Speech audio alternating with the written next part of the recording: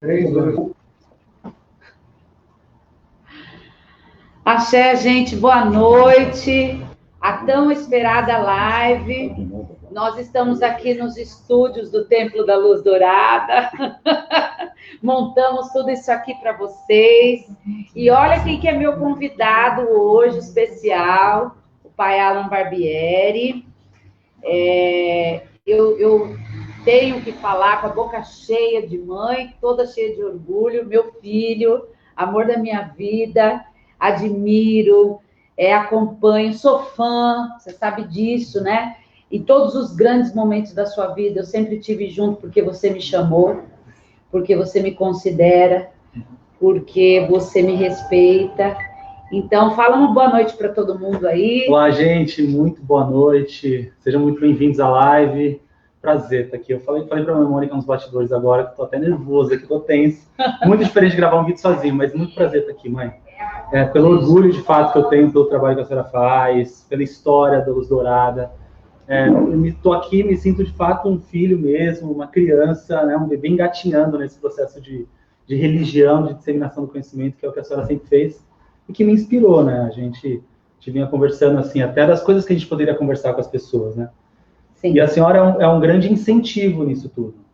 As pessoas talvez não saibam muito bem, mas a senhora foi exatamente a figura que me possibilitou ver a religião como recurso de estudo, assim. Eu não tinha visto, nunca tinha imaginado que dentro da Umbanda pudesse existir uma maneira de você aprender aquilo que você estava fazendo e vivendo, né? Eu vim de uma Umbanda no início que você tinha que aprender com o guia dentro do terreiro.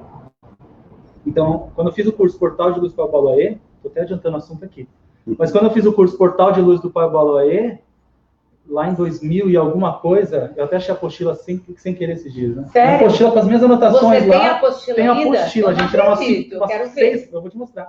Umas 6 folhas sulfite, assim, eu acho, várias anotações que eu olho, acho até engraçado, assim. As coisas que eu anotei, tipo, que a senhora estava falando de prana, sabe? Coisas que a senhora falou que eu nunca tinha ouvido na vida, as minhas anotações ali, maravilhoso. Então foi a primeira vez que eu estive, assim, de frente com o Congá, estudando. Então é lindo, isso é lindo ver isso, assim, que essa semente plantada tem germinado, e eu creio que até outras gerações vão vir também com toda essa vontade que hoje eu também estou, né, de continuar uma coisa que os mais velhos estavam fazendo, a senhora sendo essa pessoa.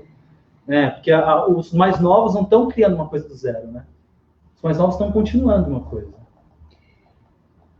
Fiquei sem fala aqui, gente. Mas é real. Eu tô emocionada. Porque parece que é uma coisa do momento, né? Porque parece que é uma coisa do momento. A gente fala de estudo e aprendizado e parece que é uma coisa que só está acontecendo agora. Eu acho que agora a gente tem mídia.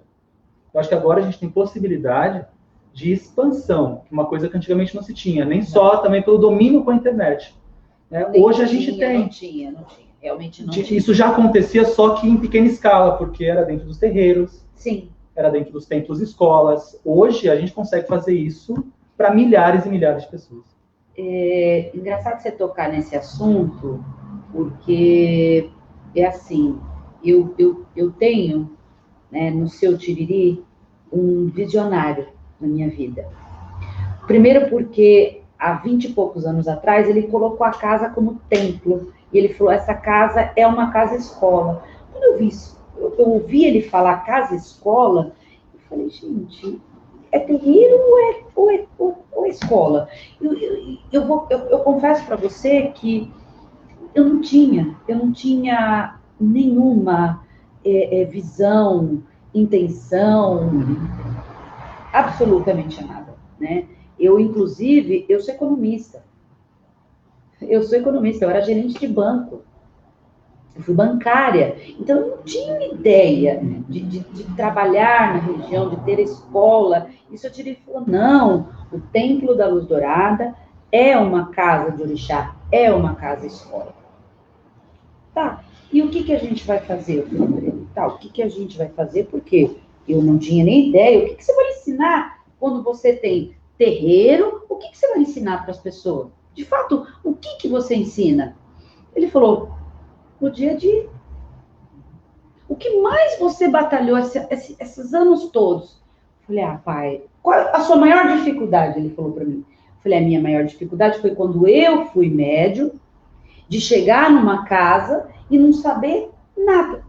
Nem o que eu fazia com a minha mão. Eu não sabia se eu punha a mão aqui, se eu punha a mão aqui, se eu fazia assim. E aí o pessoal fala, firma a cabeça, você não sabe o que é. Bate a cabeça, você fala, meu Deus, eu não quero bater isso, não. Eu não quero. Gira. Você via a gente rodando. Meu Deus. Enfim. Então o seu Tiriri, ele trouxe uma visão para mim de escola, de casa, de terreiro que pudesse agregar conhecimento, mais a religiosidade. Tá? Isso há mais de 20 anos. Por que há mais de 20 anos? Porque eu não comecei a ter contato com o seu Tiriri quando eu tive terreiro.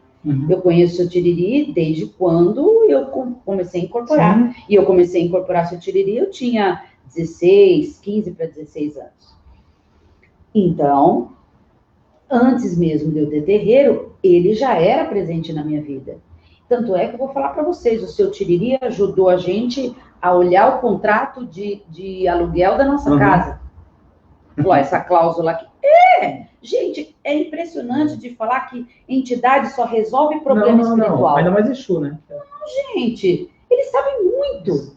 Né? Enfim, e aí ele me falou, olha, você tem que começar ensinando as pessoas a doutrina. Então, essa palavra doutrina, escuto ela há mais de 35 anos. Só que, como você disse, eu fazia isso dentro do terreiro. Ou eu ia com as minhas apostilinhas até o terreiro vizinho. Então, eu fiz isso anos e anos da minha vida. E não tinha tudo isso aqui.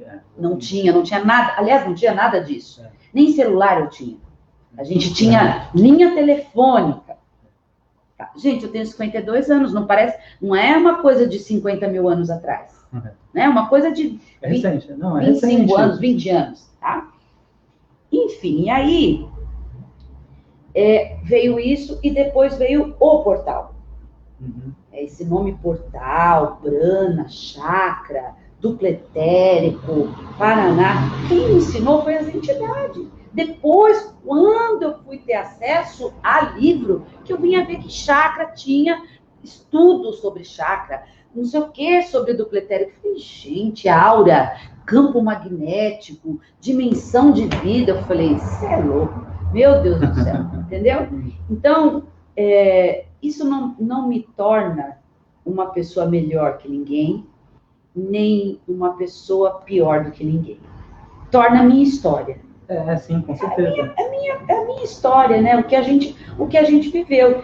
E assim, o portal de luz do Pai Obaloaiê, você sabe que ele é tão atual quanto. Né? Ministrei ele há pouco tempo lá na sua casa, em novembro, né? Foi.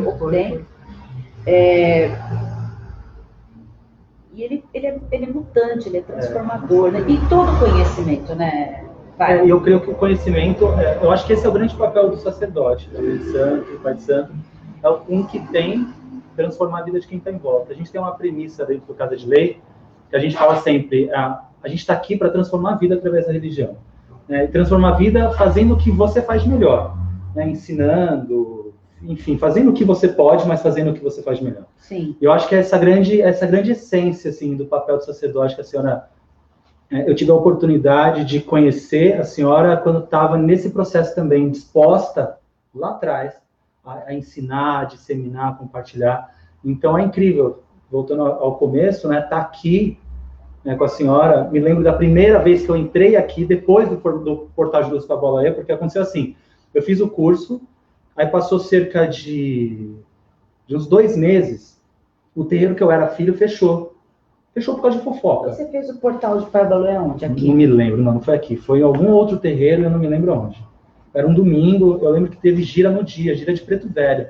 Eu saí de lá e incorporei o Preto Velho diferente. O Pai Joaquim veio de uma outra energia. Eu acho que me libertou tanto, aquele misto de informações sobre o Obaloaiê, que eu saí de lá, outra pessoa, assim, já. Eu saí de lá... Fantástico. Isso aí eu não sabia. Pois era gira de Preto Velho, eu saí correndo, fiquei até na fila para pegar o autógrafo do CD.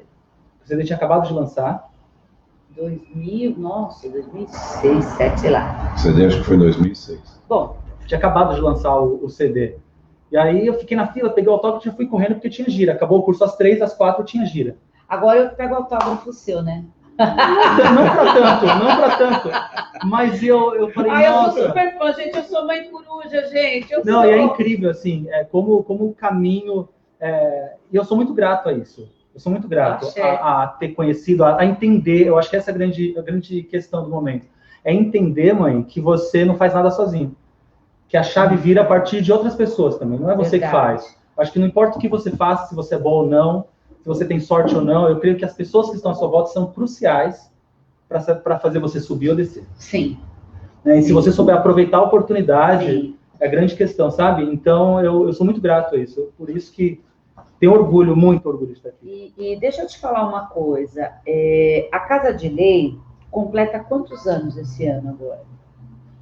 Teoricamente, 10 anos, porque a gente conta do trabalho que era feito no quartinho da casa da minha mãe. Gente, o Buquinho a gente tem que falar do... Não dá para negar, não dá para negar. Foi um ano desse trabalho, atendendo um vizinho. Tá. Né, em que o Exu das Matas e o Pai Joaquim incorporavam. E você sempre trabalhou com o Exu das Matas? Sempre. Desde sempre? Desde sempre. Ele veio e se disse, eu sou o Exu das Matas. Foi.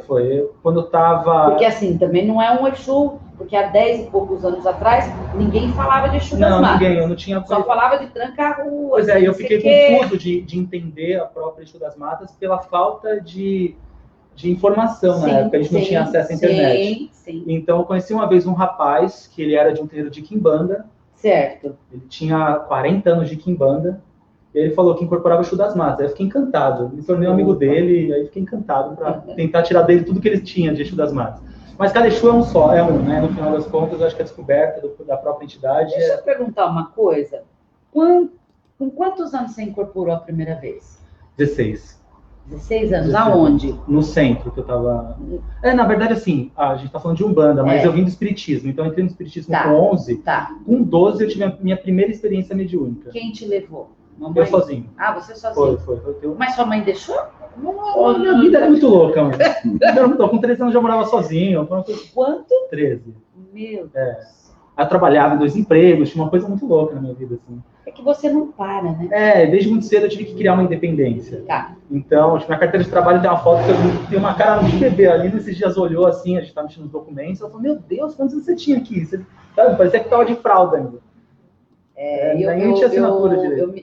Eu comecei também a trabalhar com 12 anos, era outro mundo. Outro mundo, e eu acho que eu me descobri muito, foi ótimo pra mim, assim. Amadureceu em todos os sentidos, né? Totalmente. Parece que você está largado no mundo, mas ao mesmo tempo, isso é que te dá realmente alavanca para você. Totalmente, né? Totalmente. E aí conheci o Espiritismo nesse meio tempo, certo. né? Com uns 12 anos. E foi aonde me deu também esse alicerce moral, assim, de tentar me manter sempre pro bem, tentar me envolver. Base espiritualista, uma base né? espiritualista. Uma base espiritualista, uma coisa que alicerça, uma coisa que fala de caráter, de boas atitudes. Eu era um jovem que morava numa região de periferia também, então meus amigos tinham envolvimento, às vezes uma coisa ou outra. Eu acho que o espiritismo me trouxe, assim, a vontade... Você era medroso? Eu acho que eu também era. Então, o espiritismo foi ótimo. E aí eu tinha medo de não fazer alguma coisa errada, do espírito saber. Morria de medo. Meu Deus. Tudo era espírito, né? De quem tá começando agora assim, não é? Tudo era espírito. Vocês também são assim, né, gente? Com certeza. Tudo, olha, meu Deus. Agora dentro de casa, assim, a gente vê no espírito de noite, a gente... Mas tudo era espírito, era um medo. Mas me conta uma coisa. E aí você foi morar sozinho? Aí tem uma longa história da minha vida. Mas com 13 anos eu já me mantinha, trabalhava em 2 empregos, enfim. Mas nessa época eu vivia no espiritismo. Eu fazia parte de um centro que era do pai de um amigo meu. E você vê que legal isso falar para vocês assim. A gente, há anos atrás, tá? Não agora, mas anos atrás, a gente tinha acesso a algumas casas, espiritismo, terreiro. A gente ia sozinho. É isso que eu queria falar para vocês. Por exemplo, eu me lembro de 3 ruas para cima da minha casa, eu tinha tipo 9 anos, e tinha festa de pandemia. A gente ia sozinho. Adorava, exatamente. A gente ia lá, brincava com o zerê, dançava, brincava, vinha um monte de doce em casa. E a mãe da gente, minha mãe, meu pai, minha mãe principalmente, não tinha esse negócio de falar assim, de onde você trouxe isso? É macumbeiro? Não, isso é... Não tinha... Não tinha esse preconceito. Exatamente. Era diferente. E eu me lembro que num centro espírita, depois que eu também fui, as pessoas iam, tomavam sopa, participavam das palestras, e não tinha esse negócio de preconceito. Porque você, sabe? Isso foi crescendo com o tempo, né? Foi crescendo com o tempo. E aí, você ficou um tempo... Aí eu fiquei um tempo no espiritismo, conheci a Umbanda com o vídeo da minha irmã, estava numa situação bem difícil, familiar. Tá. E aí minha irmã, que era mais nova do que eu, estava indo num centro de Umbanda. Eu estava indo assim, tinha ido umas 2 vezes com uma amiga. Era perto da sua casa? Perto da minha casa. Eu peguei e falei... Ela falou, vamos lá comigo ver. Eu falei, cara, eu tô numa situação tão ruim, que pior que tá não fica. Sabe? Então assim, eu tinha muito medo da Umbanda, porque tudo que o pessoal... Se hoje já fala muita coisa... Também... Gente, pode parecer... Eu vou falar curiosidade da mãe Mônica. Eu senti o cheiro das casas de Umbanda, com aqueles defumador, que eles punham aqueles defumador na porta, eu atravessava, eu tremia, eu tinha pavor daquele cheiro. Não, pra mim também, né? Tinha medo atravessava a rua quando via um despacho, gente, eu tinha medo. Desespero. E aí fui conhecer um terreiro de Umbanda, me encantei com uma Maria Mulambo que me atendeu pela primeira vez, da Mãe de Santo. Tinha uma experiência maluca. Caramba, assim, você já foi logo na esquerda. E foi a pior coisa, Deus não, eu entrei. Pelo amor de Deus, já pegou a senha 7. Eu falei, pau! Não, você sabe que eu estava sentado no fundo, era um terreiro pequeno, né? A gente na assistência devia ter 10 pessoas. Tá. Então não tinha muito também, não era muito difícil eu ser atendido por ela. E aí ela veio, a Maria Mulambo me incorporou e falou, eu tava te esperando, né? Putz, sabe essa coisa aqui de terreiro antigo? Que o guia sai lá de dentro e vem buscar na assistência? Tava te esperando e começa a falar Meu Deus, coisa que você nunca falou pra mim. Nossa. Aí eu sentei no chão com aquela Maria Mulambo, ela comendo aquela farofa, ela tava comendo uma farofa com maçã e uma mistura lá. Achei maravilhoso aquilo, assim, porque eu vim do espiritismo, que era aqueles espíritos todos engomados, né? Não é uma crítica, mas era aquele ambiente todo engomado, onde você não tinha acesso ao guia. Claro. E a Umbanda era uma coisa assim, né? Gente, eu não tenho também nada contra, mas eu tô aqui e o espírito evoluído tá lá. Então a Umbanda me trouxe a sensação de pertencimento. Aqui. Isso. Parecia que eu pertencia àquilo. Certo. A sensação que ela me deu de amizade, de parceria, imediato. Eu não conhecia aquela mulher, a câmera que virou minha babá depois, não conhecia ela. Então foi incrível, assim. Aí depois de alguns meses frequentando assistência, entrei na casa, comecei a frequentar. E aí você tinha? Aí eu tinha 15 para 16 anos. E foi... Aconteceu, aí foi daí... Mas você incorporou rápido? Eu demorei um tempão, demorei um ano, acho que, para incorporar, porque eu tinha muito... E eu já manifestava no espiritismo. Mas eu tive uma dificuldade na Umbanda pela lida com... Não sei, eu acho que eu tinha um pouco de medo. As incorporações eram um pouco mais agressivas no terreiro, sabe, mais brutas, mais assim. Forte, Então eu tive um pouco de medo, então eu queria, acho que, uma resistência. Então foi lá um ano, naquele desenvolvimento, gira para cá, gira para lá. Aí incorporei o Flechinha, que é o herê que eu incorporo. Que é um fofo, gente. Aí incorporei o Flechinha pela primeira vez. Ele tem um sapo. Ele tem um sapo enorme. Ele tem um sapo, gente, deste tamanho. Eu amo sapo, mas ele tem um sapo. Ele corre com esse sapo, ele joga com esse sapo, ele brinca, ele deita, é lindo. E aí foi que depois do Flechinha, aí foi vindo as linhas, e eu fui trabalhando, foi maravilhoso. Foi uma descoberta, a Umbanda, assim, mudou completamente a minha pessoa. Perspectiva que me deu de vida, assim, sabe? De você não se sentir sozinho, de você ter um apoio real, assim, na vida, de você ter perspectiva e fé, mesmo que tudo esteja dando errado. A Umbanda te traz um sentimento de calma que vai dar certo em algum momento. Tá tudo virado do avesso, mas ela te dá uma esperança de que daqui a pouco vai mudar. Isso é incrível, não é? É uma certeza de que você sabe que essa tempestade vai passar. Vai passar, a sensação... Ela vai passar, mas sabe qual é a sensação que eu tenho? É que a gente tá abaixadinho, no escudo, e a chuva tá vindo, tá vindo, tá vindo. Uma hora você vai levantar a cabeça e falar... Passou, exatamente. Tá? Eu acho que é isso também que a gente está vivendo hoje, né, gente? A gente ter essa certeza dentro dos orixás e dos guias de que vai passar. Essa estabilidade, esse momento. Isso não vai ser para sempre. Né? Tudo vem com ensinamento, né? Em cima disso. Agora, me fala uma coisa. Quando você se viu precisando tomar a posse da sua mediunidade, tomar a liderança Quando você soube que você precisava ter uma casa, ter um terreiro, abrir um espaço, ter um terreiro, uma casa. Quando você soube disso e assim, isso foi impactante, você falou, não, né, eu vou fazer, eu vou ter o terreiro, mas assim, o que eu queria que as pessoas soubessem, né, porque assim, gente, nós somos pessoas normais. Primeiro que as pessoas têm que entender que a gente é uma pessoa normal, como qualquer outra. A gente também fica com medo, a gente também fica aflito por algumas coisas. A gente não sabe tudo. Nenhum dirigente, nem um sacerdote, nem um babá, orixá, sabe tudo. O que ele sabe é aquilo, é a certeza de que vai passar. E que você também vai ter que passar, né? Como foi a notícia? Tá, a primeira notícia veio do Eixo das Matas. Eu tinha 3 anos de casa, mas não foi uma notícia que eu seria pai de santo, mas que em algum momento nós continuaríamos um trabalho que estava sendo plantado ali. Né? Alguma coisa assim. E aquilo ficou vago, passou, também não alimentei aquilo na minha cabeça, porque o sacerdócio hoje é muito acessível, né? Então, hoje as pessoas têm mais acesso à ideia de se tornar dirigentes. Mas naquela ocasião era uma coisa tão fora de realidade para mim, tão distante da minha realidade. Fosse nível, não, né? Inalcançável. Eu não via isso como se fosse uma coisa para mim, né? E aí passou anos, a casa fechou, eu já tinha feito portal, e aí o Eixo das Matas, em uma ocasião, apareceu na minha frente, não sei se eu estava sonhando, se estava acordado na sala, e ali me deu algumas diretrizes, me norteou sobre algumas coisas que eu deveria começar a fazer, entre eles, começar a cuidar da espiritualidade em casa, naquele quartinho que estava parado. Tá, ok. Então, aí eu voltei, eu fiquei mais ou menos 6 meses sem ter nenhum contato com guias, com vela, com oferenda, com banho, nada. Meio que abandonei tudo quando o terreiro fechou, fiquei sem chão. E aí, Mas ela fechou? Ela fechou, ela teve um momento dela. Hoje eu sei, né? Ela teve um momento dela, ela precisava daquilo. Mais tarde, quando eu lancei o Sabedoria de Umbanda, eu fui lá. Eu fui até a casa da babá. E fui lá ver, enfim, o Congá tá todo lá, o terreiro tá, ela faz trabalhos hoje fechado. Entendi. Maravilhoso, a gente foi, né? Nossa, muito emocionante para mim foi também. Foi, né? E ver onde tudo começou.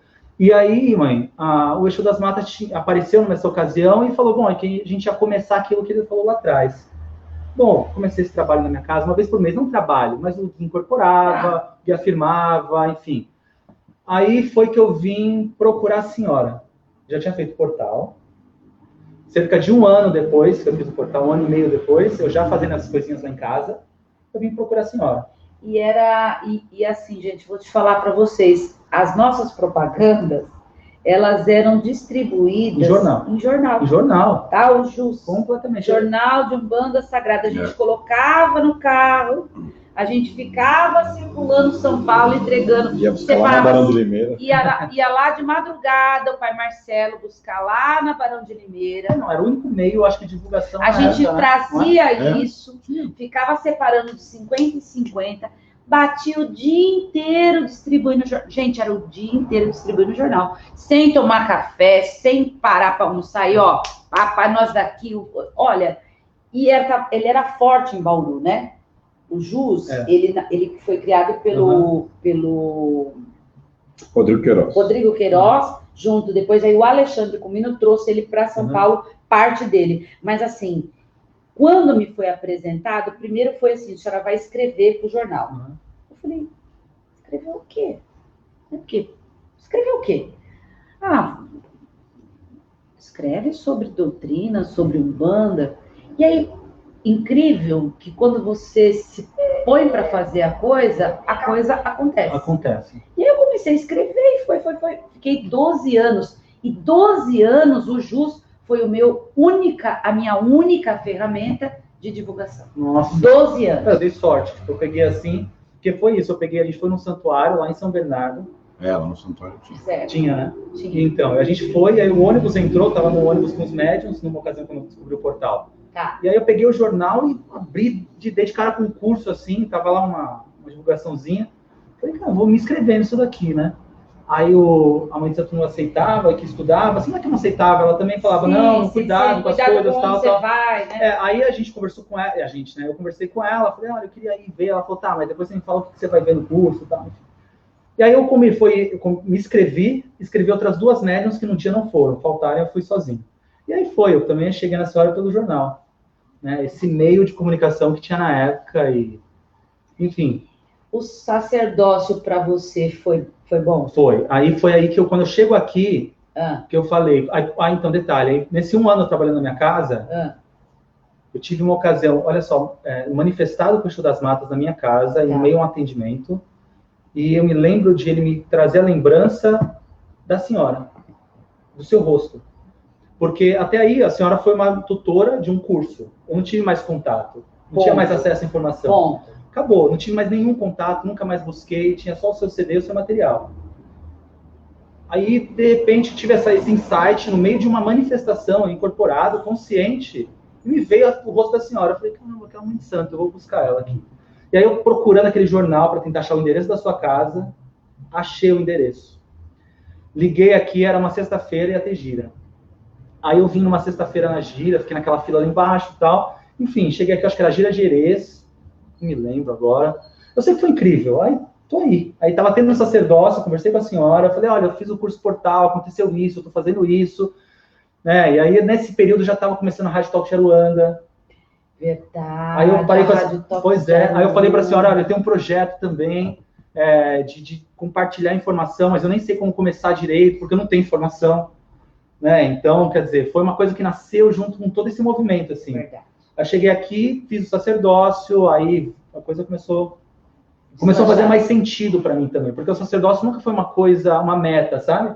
Não foi uma decisão, uma coisa que falou, quero muito isso para minha vida. Eu relutei pelos primeiros 6 meses, quando eu abri o Casa de Lei aqui, físico, na Penha, primeiro terreiro mesmo, eu já estava no sacerdócio, isso eu nem contei para a senhora, deveria ter na época ter falado para a senhora. Eu entrei num processo depressivo. Fiquei abaladíssimo. Eu cheguei a faltar no sacerdócio talvez uns 3 meses. Eu me lembro. Eu me afastei completamente. Eu me lembro até quem era a minha... Porque assim, eu tinha uma pessoa que era tipo a secretária. E ela falou, olha, essa pessoa, esse tal de Alan Barbieri já não vem duas vezes. Eu falei, gente... mas eu cheguei a faltar uns 3 meses. Liga para esse menino. Né? Porque você, 10, 12 anos atrás, era menino. Eu falei, liga para esse menino, liga para ele. Pois é, e aí eu entrei num processo de relutar com aquilo, porque na hora que eu montei o Congá na Penha, aluguei o imóvel, enfim, ia começar os trabalhos de fato público, eu olhei e falei para aquilo, eu falei, não quero isso pra mim. Mas eu fechei a porta do terreiro, fui para casa e fiquei sem pisar nesse terreiro no mínimo uns 3 meses.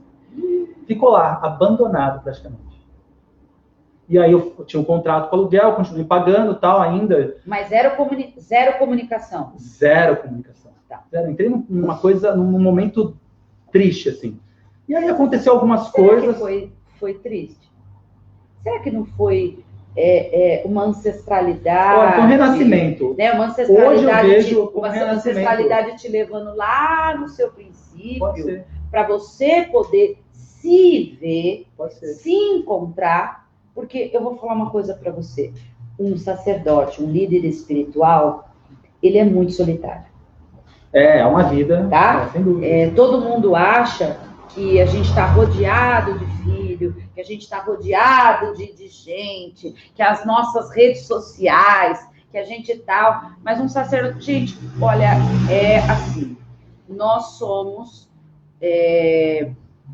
aquele que está sempre na frente da locomotiva, do barco e tal, e as decisões a gente tem que tomar. Pá, de pronto. Exatamente. E ninguém dirige 2 lemes ao mesmo tempo. Dirige? Não.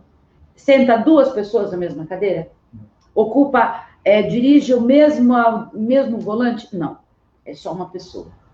Né? É igual um ônibus. Um ônibus é um único volante que dirige para o ônibus todo. Uhum. O barco, como é que chama? Timão, né? O timão dirige para todo o barco. Pode ser o barco que tenha 5.000 cabines. Uhum. É um único capitão. E esse capitão, a maioria das vezes, ele tem que tomar decisões sozinho. Com certeza. Então, o sacerdote tem isso. Eu acho que esse período, esses 3 meses, foi realmente para você voltar para dentro de você e desabrochar. Foi. Eu acho que foi fundamental, assim, porque me trouxe a consciência de que aquilo não seria ruim se eu não fizesse disso ruim, sabe? Assim, se não fosse um peso. Naquele momento, depois que passou toda essa fase, muita coisa aconteceu, eu aceitei aquilo como uma parte da minha vida, assim, de fato. Não era um fardo. Só estava olhando o lado ruim da história. Né? O peso, a responsabilidade, a cobrança, as contas. Que minha preocupação é, eu falei, cara, eu estou pagando aluguel aqui, como que eu vou manter isso? O aluguel daqui ou o aluguel da minha casa? Sabe, a minha preocupação era, como que eu faço isso acontecer? Né? E tem uma série de outras coisas que vem junto, nossa senhora. Bom, enfim, aí no meio desse caminho, assim, eu renasço. Né? Foi uma coisa da noite pro dia, sabe, um estralo, aconteceu uma série de coisas, mas eu renasci, e aí tudo começou a fazer sentido. E aí eu retomo as aulas do sacerdócio, como se nada tivesse acontecido. Retomo as aulas, que eu acho que foi fundamental esse período para mim. Retomo e tudo começa, aí a senhora vai falando de coisas que eu tinha vivenciado naquele período de 3 meses, quanto a esses desafios do sacerdote, do dirigente, você tem que estar pronto para cair, para levantar. Eu acho que coisas que... Aprender a se reinventar, quantas vezes tiver que se reinventar. Esse discurso da senhora de falar que a gente tem um caminho solitário, que de fato é. Que você tem que aprender a lidar com as perdas, com as despedidas, com o afastamento de pessoas que você confia, que você gosta. Você ama o tempo tanto, todo. Né? Você ama tanto. Não, você tem... E aí a pessoa não fala tchau. Só isso você fica assim.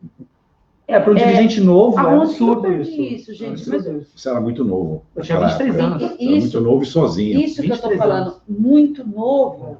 Eu vou falar para você, você é um vencedor em todos os aspectos. Porque assim, eu comecei o terreiro com 30 e poucos anos, mas o pai Marcelo, né, ele sempre estava lá do meu lado, né, sempre estava do meu lado.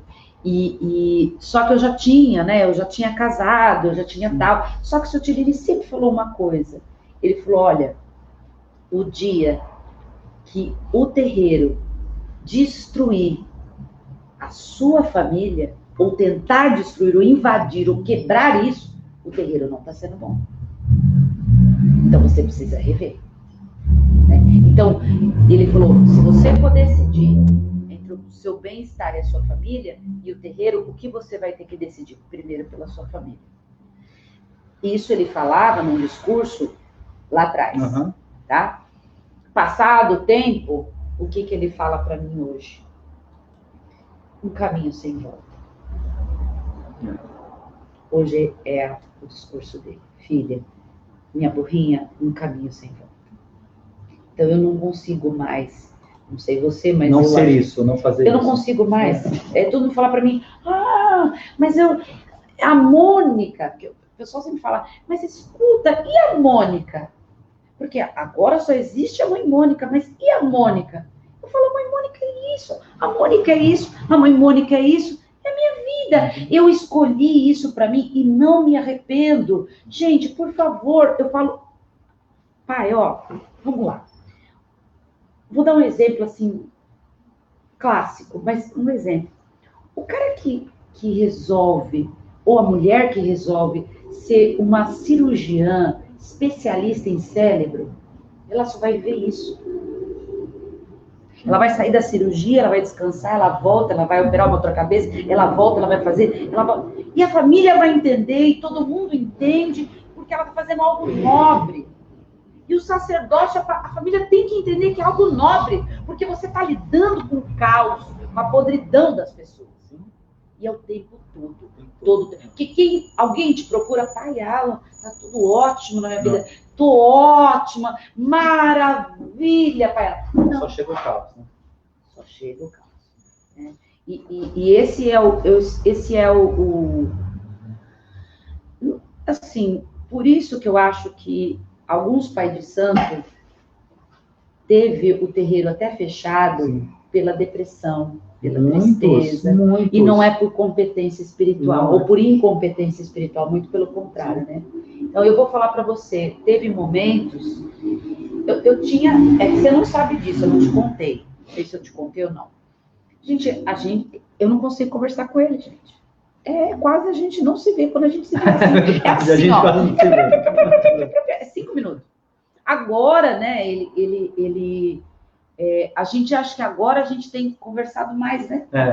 Certeza. Porque teve uma época que você estava lá Desbravando o mundo. Desbravando o mundo. Pois é. Porque assim, você estava desbravando. Exatamente, Pai Gustavo. Desbravando. Hoje eu tô no bastidor, gente. Desbravando um universo, não Pai vai Alan, ser porque assim, não, isso, gente, eu também preciso falar.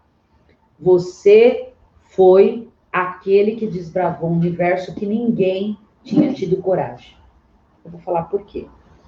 Inclusive, não é que eu não tive coragem, mas assim, é amedrontador você sair para a mídia, você se expor para a mídia.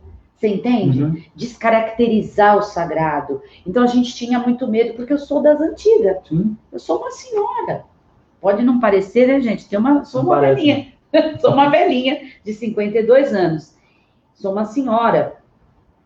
Então você começou muito novo, você desbravou um universo muito novo. E eu me lembro que quando você começou a gravar os primeiros vídeos e saíam na internet, com ferramentas que a gente nem sonhava, e um dia você falou para mim assim, num domingo, não sei se você lembra disso, um domingo à noite, você falou: mãe, eu estou saindo de um curso agora, eu vou entrar no outro curso na Paulista amanhã cedo. Eu falei: mas Alan, domingo, você falou: não, mãe, eu preciso aprender, eu tenho que me dedicar. E a mulher dele, né, a Aline, sempre fala isso para mim, ela tá sentadinha aqui, ela sempre fala para mim: mãe, eu não conheço uma pessoa que é tão dedicada quanto.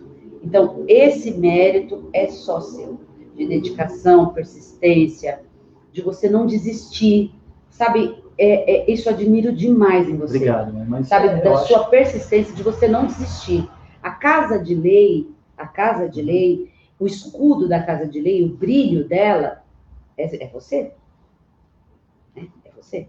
Porque a Casa de Lei, o símbolo sagrado dela é um escudo, né?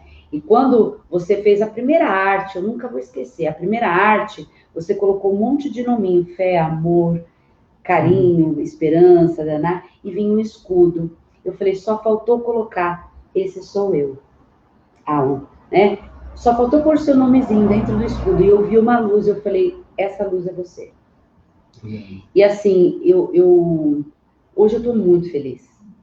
Eu me sinto uma mãe.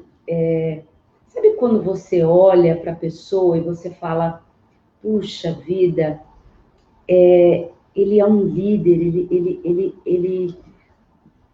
ele é meu espelho. Hoje eu olho com toda admiração como pessoa, né? Fico emocionada sim, porque é uma mãe de santo que fala: puxa vida, toda vez que eu falo, às vezes eu fico meio triste, sabe? Às vezes eu fico desgastada, cansada, porque é uma vida, né? A gente não tem hora. A gente não tem hora. Nós hoje estamos fazendo live, tudo bem, né, gente? Nós estamos no coronavírus, todo dia é feriado, mas a gente não tem dia, gente. Pois é. Né? A gente tem que fugir para passar um final de semana. A gente tem que fazer um esquema para ficar 5 dias de férias no ano. Quando dá certo, né? Não dá para repetir. Quando dá certo. Eu e Marcelo, todo ano a gente fala: olha, acho que vocês falaram isso. Esse ano nós vamos fazer 3 viagens no ano. Não dá. A gente, quando vai ver, tem isso, tem aquilo outro. Não é? Exatamente. Mas não é ruim. Isso é ótimo. Não, é ótimo, com certeza. E a Casa de Lei, como é que você está se virando agora no coronavírus, dando aula? O pessoal tá tudo difícil agora para pessoas como eu, que não fazia live, que tinha maior... vou falar a verdade, eu tinha, assim, meia velha, meia ultrapassada, e não me vê. Uma resistência até, né? Eu acho que é natural. Era uma que houvesse. resistência, eu falava: meu Deus, eu não estou me vendo, será que as pessoas estão me vendo? Sabe? E assim, hoje, eu acho que isso, o coronavírus, tem me ajudado. A se reinventar também, né? Tem me ajudado. Sim. Tem me ajudado. E você está dando hoje, quais são as aulas? Presencial é presencial, ponto. Agora, quando veio essa onda inesperada, né, em que tudo teve que parar, eu me lembro que a gente teve uma festa de pombagira no dia 8 de março, semana do dia 8 de março, foi a nossa última gira, e a gente ainda não esperava que ia ser tudo isso. Tá. Quando parou, eu falei: caramba, o que a gente faz agora, né? O meu primeiro pensamento foi utilizar as ferramentas que a gente tinha, principalmente pensando nos alunos, né? Os médiums eu estou à disposição e falo com eles, a gente se mantém Tem grupo, em contato. Agora, os alunos que tem uma sequência, a gente tem uma sequência de estudo, Tá. né? E você tem 2 grupos, né? Tem o desenvolvimento mediúnico, Tá. que é prático, e tem a formação doutrinária umbandista, que é teórico, Certo. de 1 ano. Quer dizer, Certo. então o curso começou em novembro, em fevereiro, em março, parou.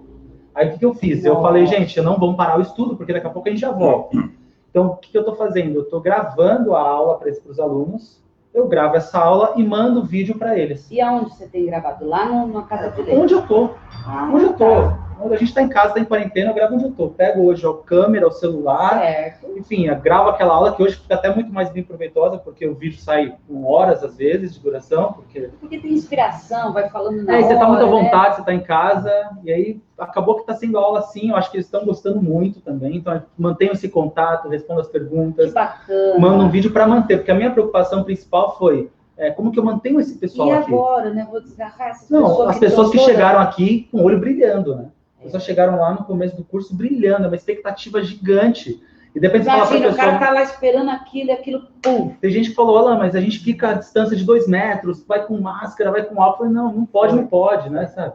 E aí foi que a gente se virou. O pessoal do desenvolvimento, eu tenho fornecido a eles conteúdos. Então, no dia que teria a aula do desenvolvimento, eu tenho preparado conteúdos até prática, de firmeza para fazer em casa, uma certa rotina para manter eles integrados. Tá. Porque eu também não quero Manter que o eles fiquem... hábito também, né? manter o hábito. Porque é importante mais também não sair do ritmo, o desenvolvimento é progressivo, né? Então é legal a pessoa ter esse contato constante. Então eu tenho fornecido para eles algumas ferramentas e possibilidades de eles fazerem em casa, e aí manter-se conectado à espiritualidade, estou à disposição para esclarecer dúvidas, e é isso. Para manter o pessoal do terreiro, né? Integrado, assim, porque tá todo mundo... A gente só quer saber o seguinte, qual é o seu... Você dorme? A gente se vira, né? Aí a Aline acabou entrando nessa onda comigo, porque é inevitável. Nossa, Ela acabou entrando nisso tudo comigo de uma forma, porque ela chegou um momento que ela falou, não tem como viver com você e não viver isso junto. É impossível. Senão... Com a Marcelo, impossível. A família não tá junto. Não dá. Então você não vê a família. Senão você não vê. Por isso que muitos casamentos, lembra que eu Pois falava? Muitos casamentos acabam, não é por falta de amor, é por falta de convivência ali, lidar. E junto com isso eu tenho uma série de coisas, né? Eu tenho uma equipe de marketing que trabalha, né? Então... Quantas pessoas hoje tem ao seu redor? Acho que umas 16. 16 pessoas. Porque, na verdade, eu estou inserido dentro da religião como prestador de serviço em algumas coisas, né? Questão da editora também. Enfim, tem uma série de coisas, um pouco, mas tem projetos novos vindo aí. Calma, gente! Enfim, mas aí tem empresa aí também, assim, de publicidade, que é fora da religião, para serviço para outro segmento.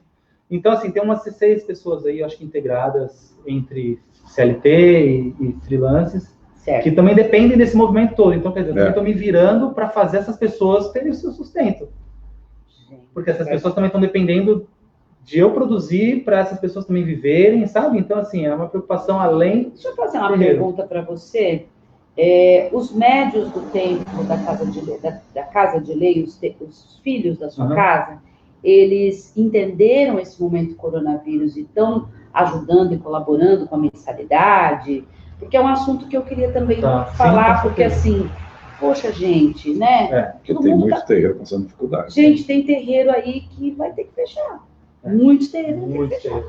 A gente... Eu não tive nenhuma conversa prévia com os médiuns sobre assim, vamos fechar. Mas não deu tempo. Mas é uma questão óbvia, né? A gente tem um acordo lá e tal dia eu preciso da ajuda de todo mundo, enfim. Com exceção daqueles que estão passando por uma certa dificuldade, mas daqueles que de forma rotineira cumprem lá suas obrigações, preciso da ajuda de todos e todos têm feito. Né? Que bacana. Tem que entender, na verdade, porque não adianta. As pessoas, um ou outro me perguntam, como você está fazendo? Né? Porque acabamos de mudar de terreiro. Um lugar que é 3 vezes mais caro. 3 vezes mais caro. Muito grande. E aí, gente, a Casa de Lei. Não é nem o tamanho físico, mas o preço, né? 3 vezes mais caro. O orçamento triplicou, assim. E o custo. E aí, os médiuns sabem. Então, um outro pergunta, como você está fazendo? Eu falei, mágica. Eu estou fazendo mágica, tipo. Mas eu sou desse jeito, assim, que nem se precisasse refinanciar meu carro, mãe, para pagar os aluguéis, eu pagaria. Eu também. Entendeu? Eu fiz isso para alugar o terreno quando a gente mudou do pequenininho para o maior. Eu tinha um Palio, eu refinancei meu Palio. Eu vendi o Palio. Eu lembro do Palio. Eu vendi o Palio. Aliás, eu lembro de você vindo aqui, gente, na Rádio Toca Gerando, primeiro a pé, ele não tinha carro. Totalmente. Ônibus, duas mochilas, duas conduções. A gente montava aqui o balacobaco. O seu Zé Pilintra vinha aqui, a gente lá, não é? Uhum. Depois veio o Paliozinho. Foi. Aí você financiou. Aí eu vendi o Palio para alugar o terreiro. Porque eu não tinha o dinheiro do calção. Falei, cara, mas eu não posso perder. Porque sabe aquele lugar que você olha e você fala, é aqui? Aqui. Não tinha como, eu não tinha dinheiro. Na minha cabeça eu teria como pagar depois. Assim, né? Pagar os aluguéis. Mas eu não tinha como pagar o calção. Eu falei, eu preciso entrar. Depois que eu entrar, eu me viro, sabe? Então eu vendi meu carro. Aí peguei lá no Palio o dinheiro que dava quase o calção, o Palio era baratinho. E aí foi que, depois de uns 6 meses, um ano, acabei conseguindo comprar outro carro, enfim. Mas é isso, se nesse momento eu precisasse pegar meu carro hoje, de novo, refinanciar, vender, eu faria. Então, é isso que eu acho que as pessoas têm que entender. É a minha vida, assim. É isso que as pessoas têm que parte entender. De mim, então, é a gente que faz parte da gente. Não... Somos nós somos assim. O senhor é assim, eu sou assim. Não tem como a gente desistir. Não. Nós não podemos agora que uma paralisação mundial dessa, a gente simplesmente falar assim, e agora? Ou não é e agora? É continuar. Dá um jeito. Gente, continuar. Não dá para você agora falar assim, então também não vou mais ser um bandista. Peraí, gente. Peraí, gente. Não tem... Calma. Tudo vai ser resolvido. Porque é um grande desafio para quem está liderando e não tem o seu imóvel próprio.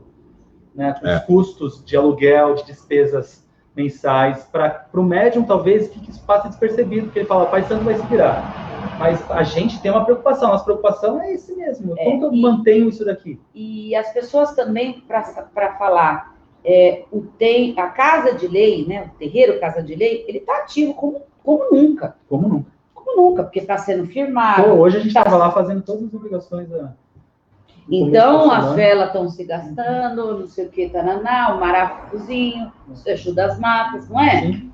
Então, porque a gente não pode parar.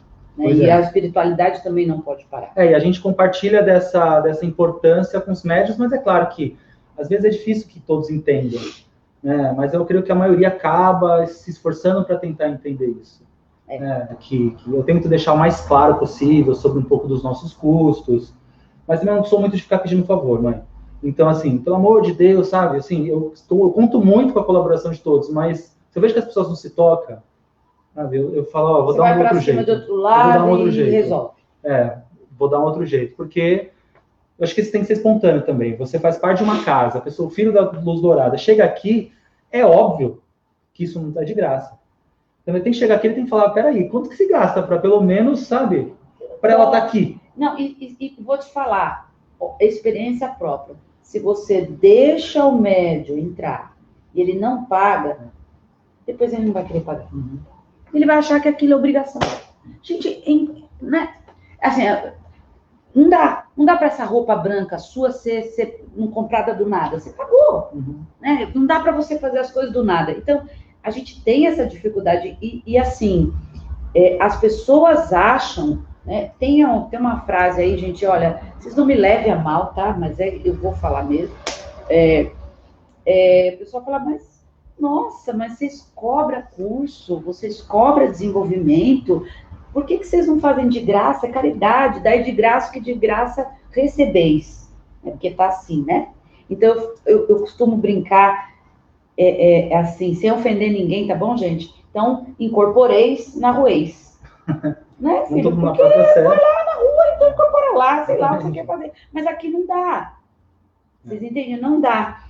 Então, assim, eu desde sempre, Pai Alan, desde quando começou a doutrina, desde que começou a cortar, o seu Tibiri sempre falou para mim, você tem que cobrar o curso, você tem que cobrar as aulas, porque você se preparou, é o seu tempo, a sua hora, é a sua hora. E isso, Pai Marcelo, que é um administrador, sempre falou para mim, Mônica, você tem que cobrar a sua hora, porque a sua hora, é o seu valor, é o seu valor. Se você não fizer isso, você vai fazer o quê? Entendeu? Se você não tiver para investir em você, nesse seu propósito, seu propósito não se concretiza e outras pessoas não são impactadas. E a pessoa fala, poxa, mas eu não acho justo cobrar um curso. Tá, mas você vem aqui no terreiro, você recebe a consulta de um guia, você recebe ajuda, você só conseguiu essa consulta, essa ajuda, nesse espaço, nesse local, e você só ficou conhecendo porque a gente investiu dinheiro. Então, esse valor da mensalidade se converte nisso daqui que você está vivenciando. Entendeu? Se o guia fez um trabalhinho lá, um descarreguinho lá, se arrumou um emprego, foi graças ao nosso investimento. Esse investimento aqui. Exatamente isso. É isso aí. Então, isso eu deixo muito claro. Hoje eu não fico competindo nessas discussões de é justo cobrar, não é justo cobrar. Se você não acha justo, então vai buscar o que está gratuito.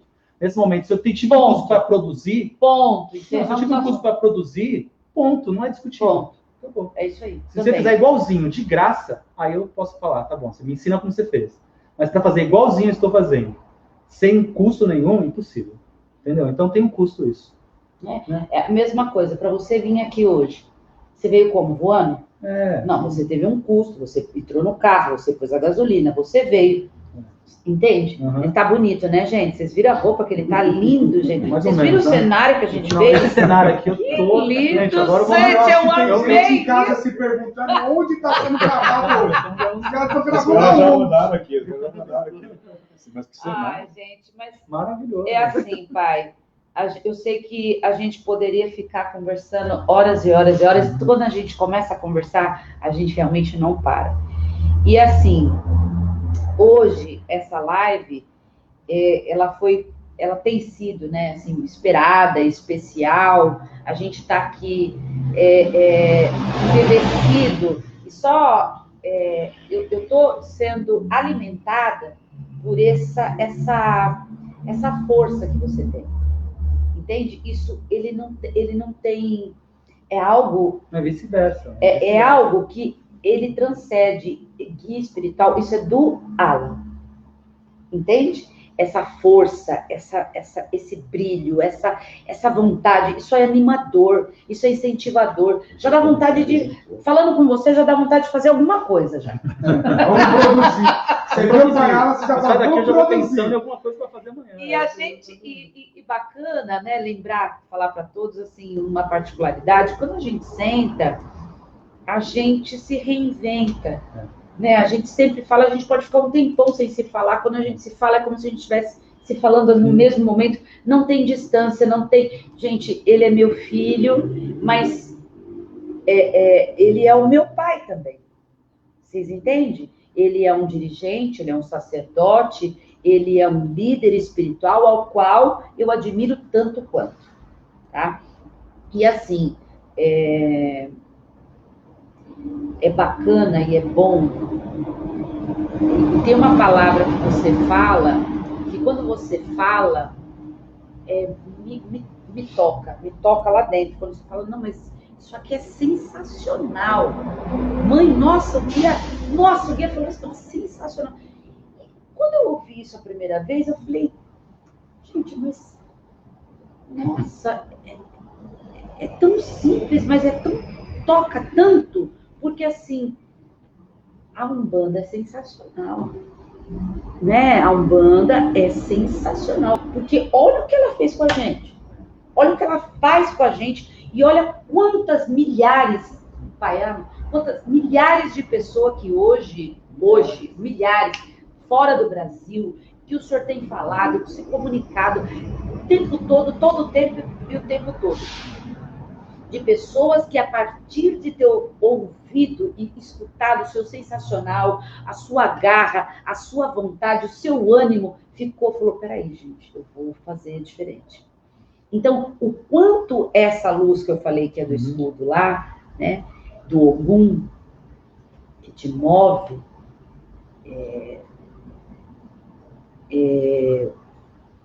o seu pai orixá, entre todos os outros que faz parte da sua coroa, mas o pai Ogum, né, ele é um desbravador. E ele trouxe para você uma diretriz que a gente estava falando um pouquinho antes de começar, de vitória. Porque Ogum é vitória, Ogum é conquista, Ogum é progresso, Ogum é prosperidade, Ogum é vencer barreira, Ogum é acreditar, Ogum é manter. Então, gente, Ogum, São Jorge, Santo Expedito, Nicôce, Pai do Caminho, não importa o nome, mas que o orixá, né, ele é o espelho para a gente fazer algo melhor, né, não é? A sua meta, né? A sua meta, eu acho que a sua meta não foi ter isso, ter aquilo, outro. A sua meta foi o quê? Crescer como pessoa, e todos aqueles que tivessem à sua volta, vamos lá, gente. Eu acho que o desejo de você fazer melhor sempre. Não existe uma meta. Tipo, as coisas que vêm acontecendo não são metas em si, não são meio planejadas, sabe? Eu acho que são coisas acontecendo fruto de um esforço, né? E você vai se esforçando, você vai fazendo, vai acontecendo, e você vai fazendo mais, e vai acontecendo mais, sabe? Mais ou menos isso. E também eu acho que eu sinto muito, nesse momento, que qualquer esforço que eu faça nesse momento, como um dos tantos que estão fazendo, é que a gente está multiplicando o que vocês fizeram atrás. E eu acho que quem vai vir depois vai ampliar ainda mais. Eu acho que é uma crescente, sabe? Eu acho que está todo mundo abrindo um pouco mais o caminho, para chegar um momento que vai ficar muito fácil a Umbanda chegar nas casas, a Umbanda chegar nas pessoas. Eu creio que a Umbanda, a religião afro, qualquer que seja a comunicação, chega mais longe. Então, eu creio que a Umbanda ela vai permanecer no futuro. Pode ser, eu creio que vai. Eu acho que o homem também vai as religiões vão, né? Eu acho que as religiões se reinventam também, né? Sim. Conforme a sociedade, a necessidade vai mudando. Mas, de qualquer forma, acho que a gente está construindo um caminho, continuando o caminho construído pelos mais antigos, e aí a coisa vai só continuar. Então, muito bom. Gente, não dá para parar de falar, mas já é 1 hora, quase 1 hora, né? Já está quase 1 hora, né? Olha, Sério? eu posso só fazer uma pergunta para os dois, que vocês são as pessoas mais maravilhosas que eu conheço. Vocês falaram tão animados sobre o programa do seu Zé, que eu acho que vale a pena um remember. O que vocês acham? Acha que vale a pena a gente pensar mais para frente, depois do Corona, ou até mesmo no Corona, sei lá, a gente pensar mais para frente para ver se a gente pode o programa voltar a fazer. Foi uma experiência incrível, hein? Não, foi um sensacional. Início, igual você fala, sensacional. Foi muito bom. A gente ria, a gente se emocionava, e o microfone, lembra? E o microfone, o seu Zé ria, e punha um chapéu em si, e taraná, e gente falando. Olha, foi muito bacana, legal. Foi uma experiência. Quantos anos foi o programa? 4 anos. Ficou 4 anos. 2011 até 4 anos. 2011, 12, 13, 14. Meu Deus, quanto tempo. 4 anos. Nossa, eu nem me lembro como fez tanto tempo. Eu estou subindo eles podcast em ordem, Tá. lá no Spotify, o pessoal vê. Estou subindo, porque é gravado, né? Então eu fico escutando, vai via podcast. Mas é interessante se repensar, né? Até a gente podia reinventar o programa do seu Zé, como a gente não pensar falou, em outro a gente formato, está né? reinventando, né? Já é muito visual, né?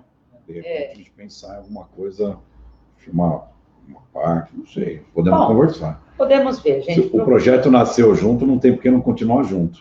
Nós aqui somos filhos do mesmo pai, né? O Lorum, nosso pai. Eu tenho um deles filmado, um pedacinho, que foi um especial. Mas depois, no dia da live, eu sou o pessoal ver. Tá bom. Legal. Aquele da festa de Herê. Muito bacana.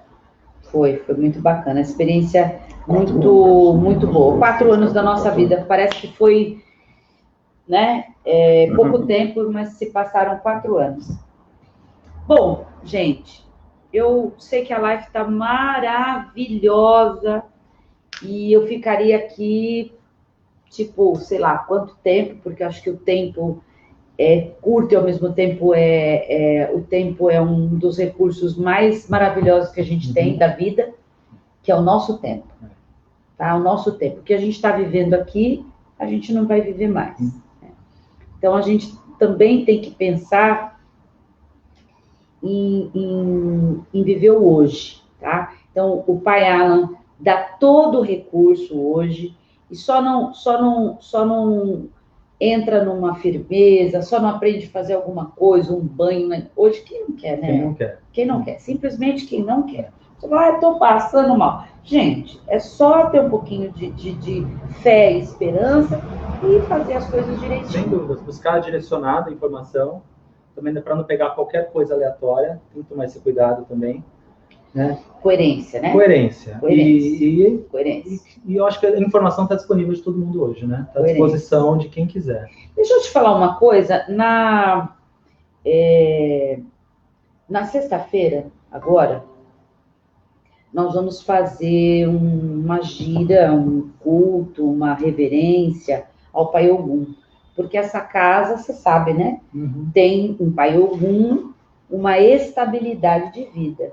Essa casa existe porque Pai Ogum assim quis que existisse. E a gente vai fazer uma feijoada. E essa feijoada a gente vai depois vender a R$20 para ajudar a casa. Ajudar a casa, né, gente? E na sexta-feira à noite, eu quero ver se a gente consegue transmitir, os ogãs vão ficar um longe do outro, tá, gente? A gente nem pode se abastar, se beijar, é tudo de longe. Ó, essa aqui é a distância mínima, máxima, né? E aí, assim, você tem alguma ideia de fazer alguma coisa para algum? Ou você vai fazer fechado? Esse ano, a gente vai fazer as obrigações de Ogum na quinta. Tá. Ornamental, congá, arriar as oferendas. Certo. Enfim. Fazer a fundamentação, exatamente. A firmeza. Então, é o que a gente vai fazer na quinta-feira. E a gente pretende, na verdade, fazer, de fato, a festividade de aniversário da casa, mais para frente, assim que as coisas voltarem, por ela representar muito para nós. Claro. Então, ela vai acontecer, seja em dezembro, mas ela vai acontecer. Vocês, quem não sabe, né? Quem não sabe, não conhece, mas aquele São Jorge do seu Congá São Jorge mais rodado da internet, assim, porque a foto vai para cima e para baixo, né, amigo? São Jorge é mais conhecido do que o Papa. Né? Aquele ele corre gira. Porque tem foto espalhada para tudo que é lado aí, né? Esse São Jorge, ele ficou muitos anos na casa e o seu Tiriri deu, né? Pois é, foi no meio de um programa do seu Zé. Ele deu sem ele saber que se chamava Casa de Lei. Né? Também não tinha falado para a senhora que era Casa de Lei, também para ninguém. E aí ele me deu e ia para sua casa, e eu falei, minha casa chama Casa de Lei. É lindo, né? Pois é. E aí ficou lá no Congá, eu não tenho coragem nem de fazer nada com aquela imagem, assim, sabe? De tirar uma lasquinha que tem de reconstruir. Quero deixar como tá. No máximo a gente fez uma capa nova, azul. Eu vi. Nossa, você pôs uma luz azul com a capa azul. Foi uma capa nova ali só para dar uma valorizada, mas assim, imagem não tem nem coragem de mexer, tá lá, é um apego, né? A gente tem um apego por ela. E assim, fica aí meu convite, se vocês tiverem condições, eu sei que a vida de vocês é muito corrida, entre idas e vindas, mas se você quiser, na sexta-feira, ajudar a abençoar essa feijoada, a gente tem dois projetos, uma parte é dessa para arrecadar dinheiro para manter a casa aberta, e a outra parte também é fazer uma doação para a ONG, para as pessoas que estão precisando também, porque hoje em dia, o que eu tô achando bonito também, para a gente encerrar o nosso papo, é como os terreiros estão se movendo, né? Então, que bonito isso que a Umbanda está fazendo, ajudando e tal. Gente, olha, parabéns, tá sensacional. Sensacional isso. E os terreiros fazerem isso em conjunto, né? Em conjunto, que é uma coisa que falta muito. Eu creio que, eu não sei se os dirigentes têm medo, mas eu vi que a senhora emprestou fogão para a ação social da Isabel Moraes, né? Não foi isso? Sim. Isso no Instagram, né? Vi nas redes sociais. Sim. Então, acho que os terreiros têm medo, que os dirigentes têm medo de falar com outro terreiro e dar uma parte do seu para ele, fazer a ação social dele. Medo de promover o outro, sabe? Eu acho que assim, todo mundo tem que juntar forças para quem quer fazer. É uma coisa besta isso. É besta. Cara, você não tem que se juntar. Né? Tem que se juntar. Olha, é assim. Eu fui lá, a gente mandou fogão, e depois na outra semana eu fui levar uns bombons que a gente tinha ganho. E assim, e o que a gente não conseguir absorver da feijoada, lindo, né? ela vai para lá também. Então, a gente ganha, se a gente ganhar muita coisa, né, e não vai cozinhar tudo... Eu ia fazer surpresa, mas não vou fazer mais surpresa. Então é assim, a feijoada de axé, qual que foi minha ideia?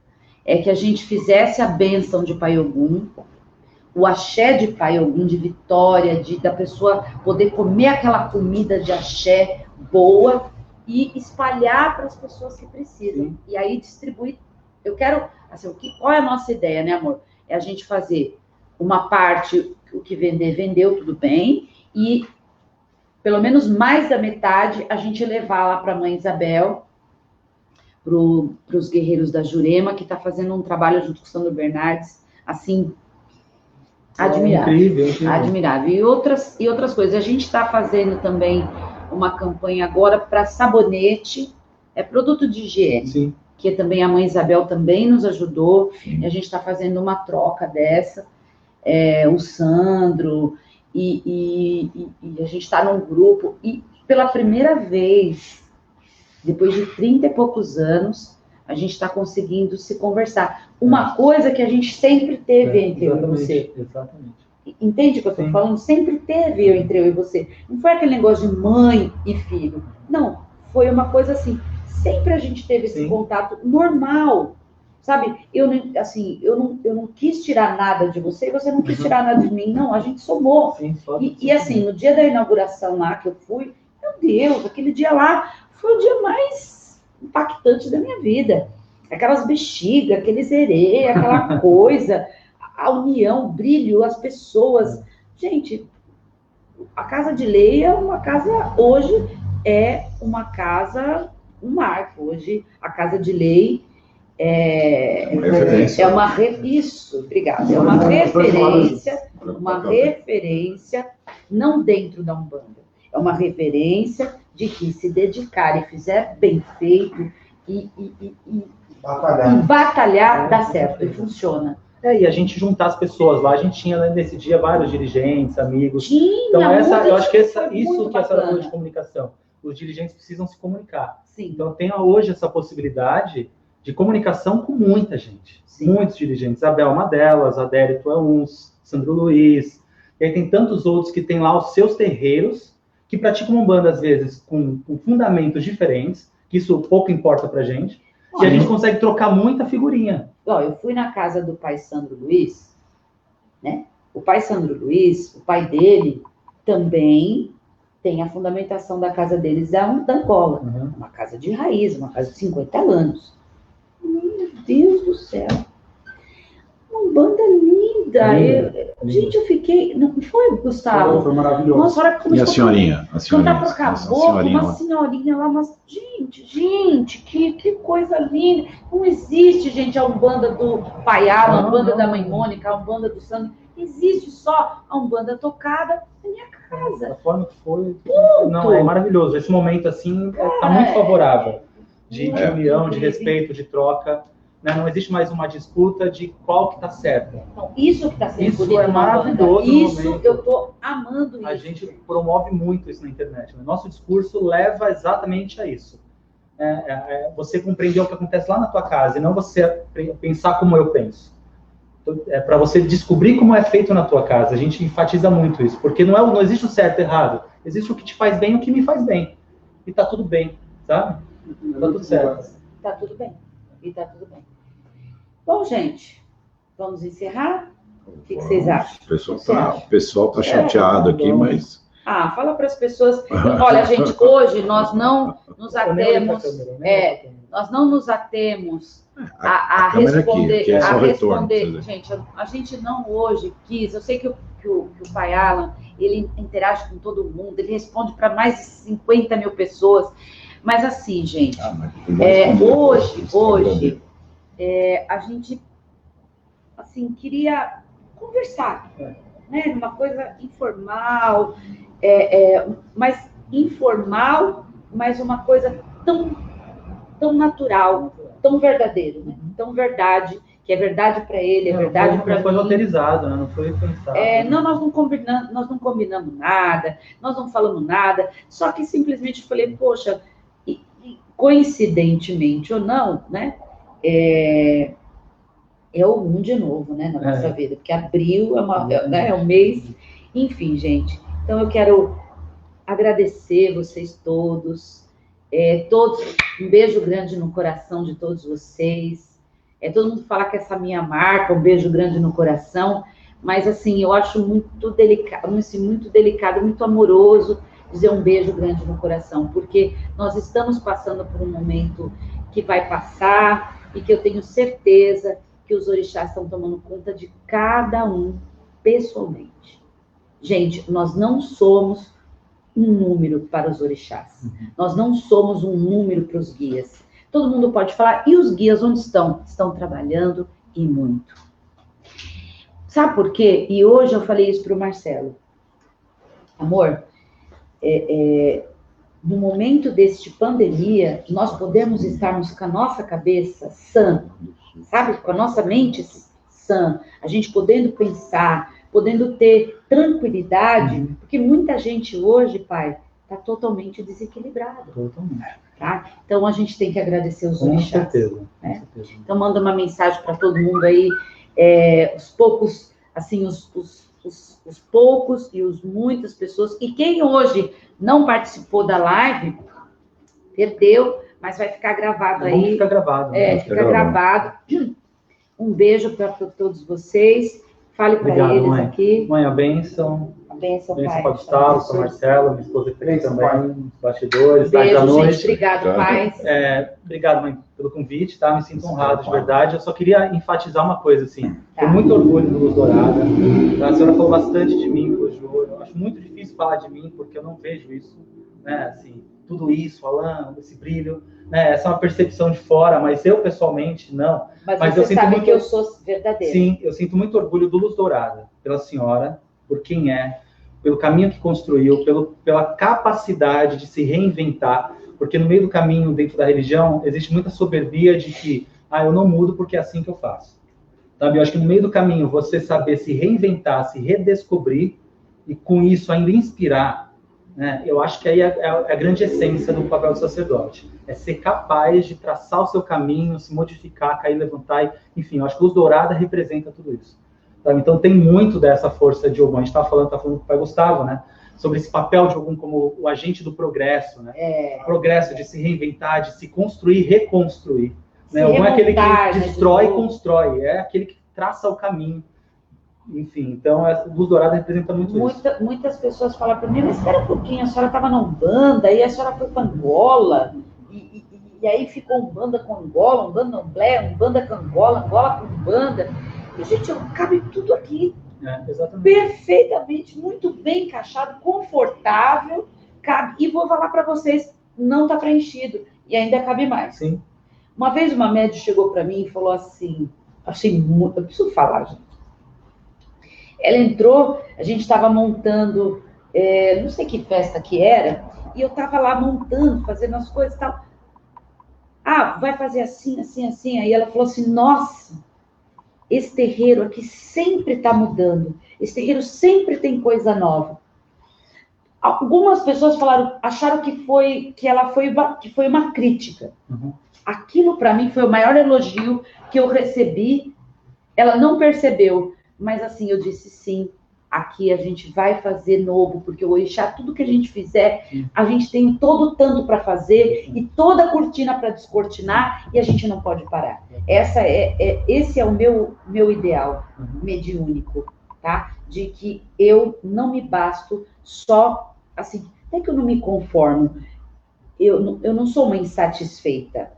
Eu sou uma pessoa que busco. Eu sou uma pessoa que pode fazer mais.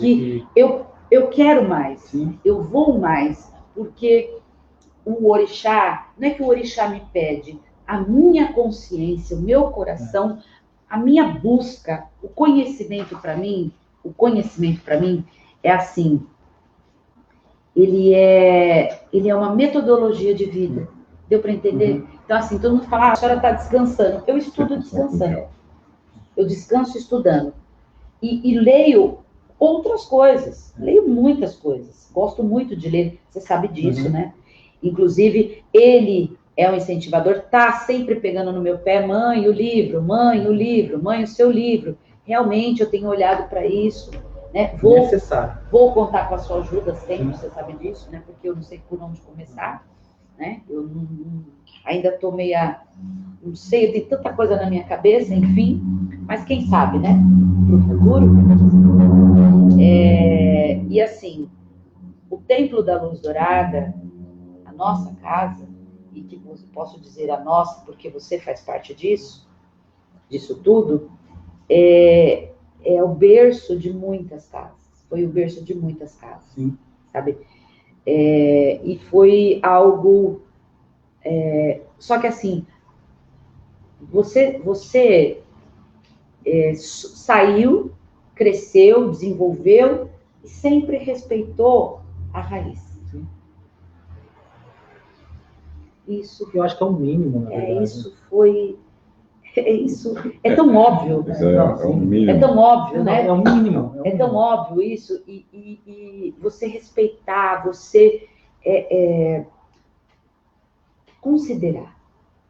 Mas é muita soberbia você achar que você constrói o caminho a partir de um momento, sabe? Eu acho que tudo que vem antes fez parte do que você é hoje. Sim. Então, você ignorar, né, todos e tudo o que fez parte da construção de quem você é muita soberbia. É muita ignorância. Então, não tem como, né, não olhar para trás. Tem que ter história, tem que ter raiz, tem que ter essa árvore genealógica, espiritual, né? A senhora faz parte desse enredo todo.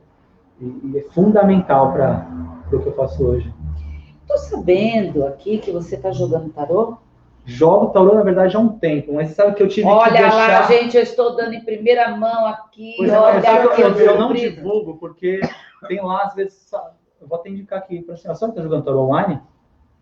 E você pega aquele pessoal lá, não. Joga para a Mônica aqui, porque eu não estou atendendo, não estou fazendo, não tem como. Não está dando. Não tem como. Eu tive que escolher algumas coisas com prioridade. Tá. Então, não estou atendendo nada, mas eu vou começar a transferir. Mas você joga tarô? Jogo tarô. Gente, assim, ó, vou falar uma coisa para vocês. As pessoas, quando eu vou atender de jogo de búzios, vêm assim: ah, foi o pai Alan que indicou. Olha, foi o pai Alan que indicou. Olha, foi a Casa de Lei, o pai Alan que indicou. Olha, foi o pai Alan que indicou. Muita gente vem de indicação sua. E as pessoas vêm, né? E tem gente que sabe que a gente é mãe e filho e tal, mas tem gente que não sabe da nossa história, né? Nem todo mundo que sabe. Agora. Não, agora sim. Sempre souberam, mas assim. Sim. Sempre tem gente nova. E assim, né? O jogo de búzios, ele veio para mim como, assim, uma concretização de uma coisa que eu busquei, sabe?